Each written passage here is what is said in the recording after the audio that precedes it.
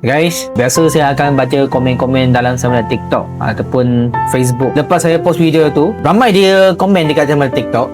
Ya, dia kata saya punya explanation, saya punya penerangan tu sangat jelas masa kita keluar motor. Jadi saya nak bagi tahu semua. Biasa kalau kita nak keluar motor, kita kena pastikan kita punya penerangan tu sangat jelas. Tapi kita bukan stop dekat sana aja. Lepas customer dia dah ambil motor, kedai motor tu kena ada pusat servis. Sebab apa? Sebab kalau kedai motor tu tak ada pusat servis, customer dia bayar, customer dia ambil motor tanpa explanation, kalau motor ada masalah, macam mana?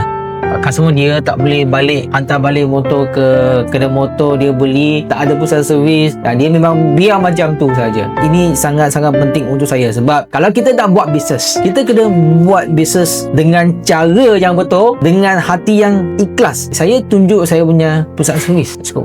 Salah satu soalan yang korang kena tanya sebelum beli motor, selain daripada harga, korang tanya. Soalan kedua, saya rasa soalan ni wajib tanya. Bos, adakah you punya kedai ada pusat servis? Ini perlu tanya. Sebab kalau tak ada pusat servis, korang beli motor ada masalah, kedai tu dia tak nak tanggung kalau dia tak ada pusat servis. Korang nampak? Ini kedai saya ada pusat servis. Jadi kalau korang beli motor dengan saya ataupun tim saya, kalau motor ada masalah, saya ataupun tim saya akan bertanggungjawab sepenuhnya sampai motor tak ada masalah. Ini saya punya janji. Ini sangat penting. Lepas tu saya tak pernah cakap pun harga motor saya paling murah dalam pasaran ni. Saya tak pernah cakap. Tapi apa yang saya boleh janji, saya punya pusat servis, saya punya tim servis, tim yang komplit. Maksudnya kalau korang punya motor ada masalah lepas korang beli motor dengan saya, jangan risau, saya tak akan lari, saya punya tim pun tak akan lari juga. Kami akan bertanggungjawab sepenuhnya sampai korang punya motor tak ada masalah. Ini sangat penting. Jika servis kami baik, bagi tahu semua orang. Tapi jika servis kami kurang baik, jangan risau,